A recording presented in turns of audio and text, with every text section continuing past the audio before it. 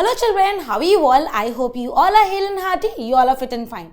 My name is Tanya Sharma and I welcome you all to the Champs Pro batch for class 6. और आपको पता ही है ये इसका एक पहला लेक्चर यानी कि पहला पार्ट हम रूरल एडमिनिस्ट्रेशन का ऑलरेडी कर चुके हैं। इस लेक्चर में हम बाकी की एक रिवीजन कर लेंगे और बाकी का चैप्टर भी पढ़ लेंगे। तो लेट अस सी आज के लेक्चर में और आज के पार्ट में हम क्या करने वाले हैं। आज के लेक्चर में हम ये पढ़ने वाले हैं कि जब हम रूरल एडमिनिस्ट्रेशन की बात करते हैं कि रूरल एरियाज के अंदर एडमिनिस्ट्रेशन कैसे होता है या कैसे वर्क करती हैं, तो हमने दो लोगों की बात की थी।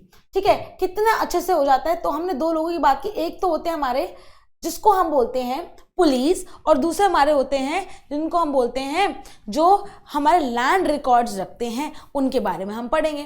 ठीक है, तो अब बात यहाँ से शुरू होती है कि जो इंडिया है is divided into states and union territories. आपको पता ही है हमारे पास 28 स्टेट्स हैं और हमारे पास 8 यूनियन टेरिटरीज हैं।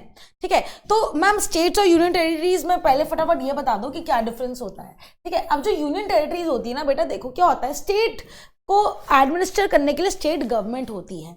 ठीक है, लेकिन ऑन द अदर हैंड जो यूनियन टेरिटरीज होती हैं उनको स्टेट का दर्जा क्यों नहीं मिला। सबसे पहली बात तो ये है कि जो यूनियन टेरिटरीज होती हैं उसके अंदर वो एरिया छोटा होता है। यूनियन टेरिटरीज का जो एरिया छोटा होता है उसके चक्कर में उनको एक स्टेट का दर्जा नहीं मिल पाता। और हमारे इंडिया में ये भी देखा गया है कि जो टेरिटरीज हैं वो डिवाइड हो गई हैं इनटू डिस्ट्रिक्ट। तो सबसे पहले हमको स्टेट देखा जाता है, स्टेट के अंदर आते हैं यूनियन टेरिटरीज और यूनियन टेरिटरीज के अंदर क्या होते हैं, डिफरेंट डिस्ट्रिक्ट कहलाए जाते हैं। डिफरेंट डिस्ट्रिक्ट्स कहलाए जाते हैं। अब इसको एक हम इस फ्लो चार्ट से भी समझ लेंगे कि अगर हम बात करते हैं स्टेट्स की, ठीक है, या फिर यूनियन टेरिटरीज की, तो स्टेट्स एंड अगर हम बात करें यूनियन टेरिटरीज, तो यूनियन टेरिटरीज बेसिकली क्या है, यूनियन टेरिटरीज एक एरिया ही है जिसको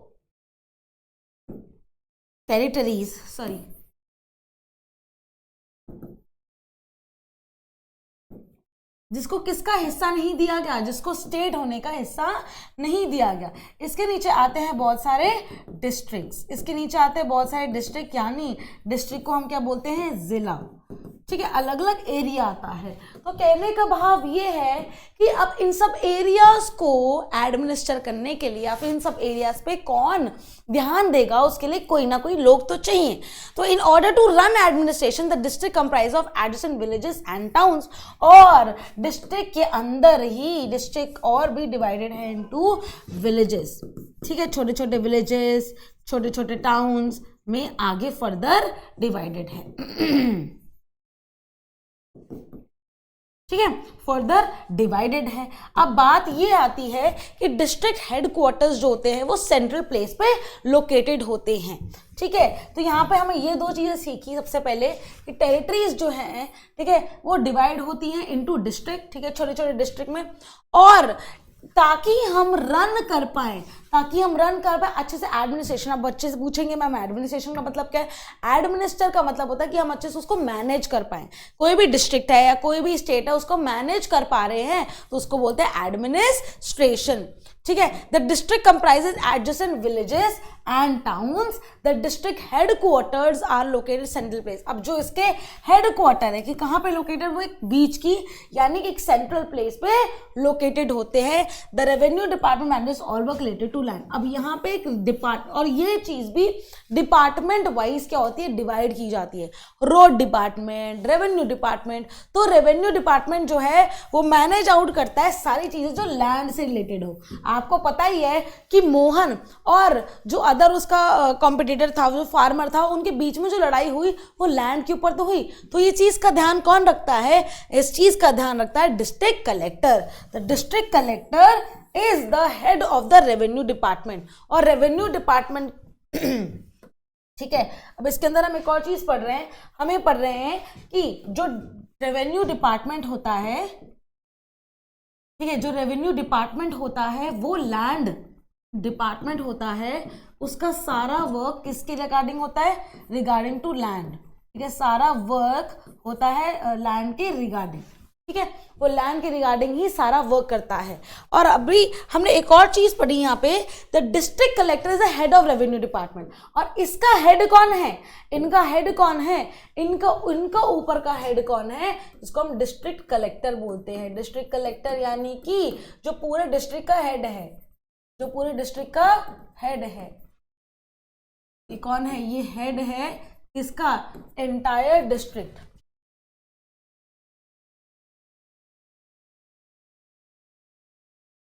एंटायर डिस्ट्रिक्ट का हेड है। ठीक है, अब बात आती है एक और चीज, तहसीलदार, नायब तहसीलदार एक्सेट्रा असिस्ट इज वर्क। तो अब किसके, डिस्ट्रिक्ट कलेक्टर के हेल्प कौन करता है, डिस्ट्रिक्ट कलेक्टर का हेल्प कौन करता है, डिस्ट्रिक्ट कलेक्टर के हेल्प करने के लिए और बहुत सारे लोग होते हैं, जैसे कि तहसीलदार, तहसीलदार, ठीक है, नायब तहसीलदार, क्या है, नायब तहसीलदार। और तहसीलदार बेसिकली क्या करते हैं, तहसीलदार, नायब तहसीलदार हेल्प करते हैं। ठीक है, ये क्या कर रहे हैं, हेल्प कर रहे हैं डिस्ट्रिक्ट, या फिर असिस्ट कर रहे हैं डिस्ट्रिक्ट कलेक्टर को, असिस्ट कर रहे हैं या फिर हेल्प कर रहे हैं, असिस्ट कर रहे हैं या फिर क्या कर रहे हैं, हेल्प कर रहे हैं। ठीक है, तो यहाँ से हम पूरा समझ जाते हैं कि हमारा रूरल एडमिनिस्ट्रेशन किस तरीके से काम करता है। कोई भी लैंड रिलेटेड रेवेन्यू, कोई भी लैंड रिलेटेड चीज होती है वो रेवेन्यू डिपार्टमेंट के अंदर होती है। और रेवेन्यू डिपार्टमेंट का हेड कौन है, डिस्ट्रिक्ट कलेक्टर है, और वो क्या है, पूरे डिस्ट्रिक्ट का होता है। उनको कौन हेल्प करता है, तहसीलदार और नायब तहसीलदार उनको हेल्प करते हैं। यही हमने इस चैप्टर में पढ़ना है। ठीक है, यही हमने इस चैप्टर में पढ़ा है। उसके बाद बेटा अब ये देखा जाए, ठीक है, उसके बाद क्या होता था, अब ये एक और लॉ देखा गया है। अभी तक ये देखा गया था कि जो प्रॉपर्टी होती है, चलो इसको भी समझने की थोड़ा कोशिश करते हैं। ये बोला जाता था कि जो प्रॉपर्टी है ना, क्योंकि हमारा हिस्ट्री से देखा जाता है तो एक पेट्रियार्कल सोसाइटी चल रही है, यानी कि जो फादर से हम अपने आप को, अपना नाम जोड़ लेते हैं। ठीक है, तो ये देखा गया था कि जो प्रॉपर्टी होती है, घर के कागज होते हैं, जो प्रॉपर्टी होती है, जो घर होता है, ठीक है, अर्लियर, ठीक है, अर्लियर ये देखा गया था, अर्ली यानी हिस्टोरिकल टाइम्स पे ये देखा गया था, जो प्रॉपर्टी होता है उस पर किसका अधिकार होता है। बोला जाता है कि प्रॉपर्टी के जो कागज है, जो फादर है, तो ठीक है, वो लीनियज कैसे जाएगी, वो सिर्फ सन्स को ट्रांसफर होगी। सन्स यानी सिर्फ बेटों को वो प्रॉपर्टी क्या होगी, वो बेटों को प्रॉपर्टी ट्रांसफर होगी। यानी कि इसका मतलब है कि अगर किसी की डॉटर है, ठीक है, तो वो प्रॉपर्टी उसके नाम नहीं हो सकती, यानी कि वो प्रॉपर्टी उसके नाम नहीं हो सकती। लेकिन एक 2005 में लॉ आया, 2005 में लॉ आया कि ऐसा नहीं है कि अब जो प्रॉपर्टी है वो बेटा, ठीक है, बेटा और डॉटर, सन और डॉटर दोनों के नाम हो सकती है, and they have equal share. Son और डॉटर यानी कि मेल और फीमेल को बेसिकली इक्वल माना गया, तो हो सकती है। तो यही हिंदू सक्सेशन एक्ट है। क्या बोला जाता है, अमेंडमेंट एक्ट है। अमेंडमेंट का मतलब होता है कोई चेंज लाना, ठीक है, अमेंडमेंट का होता है चेंजेस लाना या फिर चीजें अपग्रेड करना।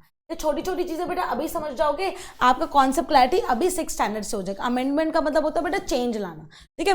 हिंदू सक्सेशन या फिर Hindu law, Hindu succession amendment act क्या कहता है, एंशिएंट टाइम यानी कि हिस्ट्री से हम देखा जाए तो only sons got a share in their father's property. यहाँ पे भी फादर लिखा है, ठीक है। तो पेट्रियार्कल सोसाइटी है, जो पापा का होगा, ना कि मदर की बात हो रही है ना, मतलब यानी कि फीमेल्स की बात हो ही नहीं रही है। जो पापा की प्रॉपर्टी है वो बेटों में डिवाइड होगी।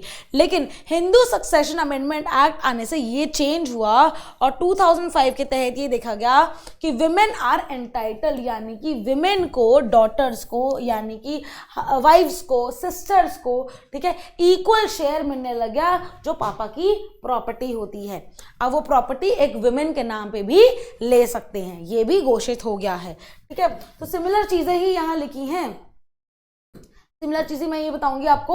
Often we think that farmers who own land, we think of man. हम जब भी फार्मर्स की बात करते हैं बेटा, हमें लगता है कि वो आदमी हैं। Women are seen as people who work on the field. और हम विमेन का जो रोल है अक्सर हिस्टोरिकल टाइम से देखते आ रहे थे कि वो उनका काम तो क्या है, सिर्फ फील्ड पे वर्क करना, है ना, उनका काम सिर्फ क्या है, वुमेन का रोल क्या है, सिर्फ फील्ड पे वर्क करना, but not as people who own agriculture land. हम कभी भी ये नहीं सोच सकते कि वुमेन का खुद का एग्रीकल्चर लैंड होगा, है ना। तो वो डिफरेंस क्रिएट सोसाइटी ने ही किया है कि मेन के पास प्रॉपर्टी होगी और वुमेन क्या है, वुमेन तो सिर्फ काम करेंगी लैंड के ऊपर, ठीक है। So till recently in some states Hindu women did not get share in the family's agricultural land। तो यही भी देखा गया कि हिंदू, खासकर यहाँ पे हिंदू वुमेन की बात कर रही हैं ये एक्ट, क्योंकि ये भी देखा गया था कि स्पेसिफिकली हिंदुइज्म के अंदर ये भी देखा गया, बिकॉज वो रिलीजन भी ऐड कर देते कि नहीं नहीं नहीं वुमेन को ये राइट नहीं देना है, ठीक है।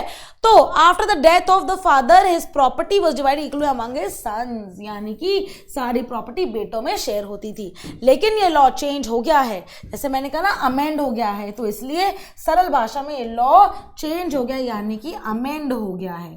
ये याद रखना, अमेंडमेंट, अमेंड का मतलब होता है चेंज होना या फिर अपग्रेड होना। In the new law son daughters and their mothers, यानी कि फीमेल को भी इंक्लूड कर दिया है।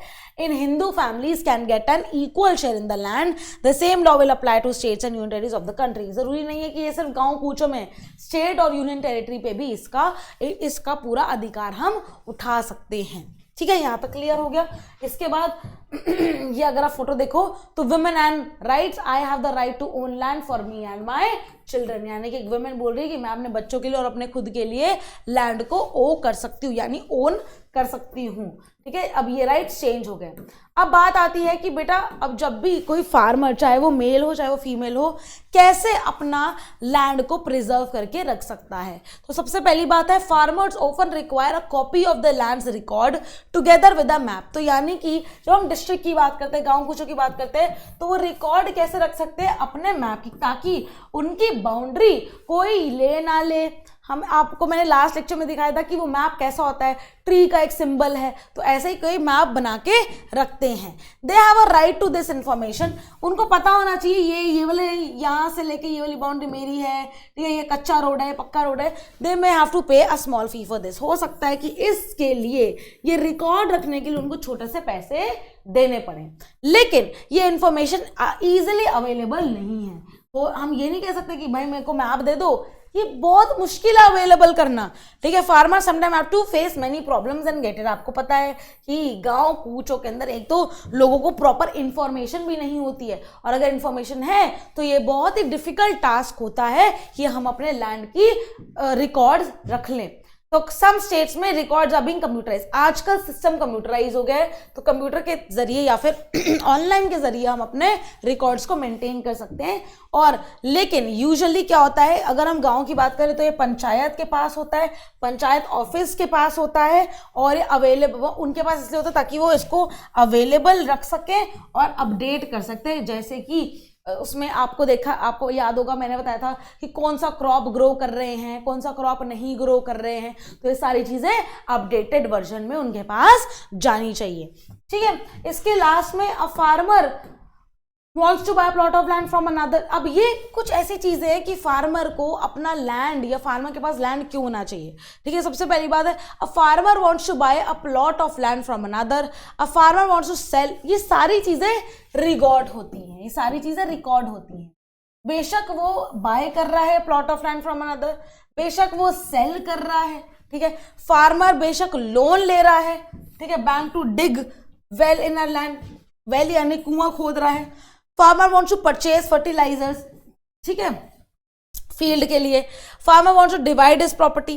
तो ये सारी चीजों के लिए, अगर उसने डिवाइड करना है, उसने परचेज करना है फर्टिलाइजर, या उसने लोन लेना है बैंक से, या फिर उसने बेचनी है, या फिर उसने कुछ और खरीदना है, इस सारी चीजों का रिकॉर्ड कौन रखता है, वो तहसीलदार, कभी बताया था ना, वो रखते हैं सारी चीजों का रिकॉर्ड इन डॉक्यूमेंट्स, ठीक है, डॉक्यूमेंट्स में रिकॉर्ड रखते हैं। आई होप यहाँ तक हमारा सारा चैप्टर कंप्लीट है, आपको अच्छे से समझ आया होगा, और हमने छोटे पार्ट्स में इस चैप्टर को कंप्लीट कर लिया है।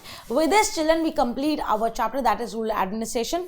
नेक्स्ट क्लास में नेक्स्ट चैप्टर शुरू करेंगे ऐसे ही छोटे वर्जन में, और फटाफट कंप्लीट कर लेंगे। Alright, bye children, see you next time in the next lecture, bye bye.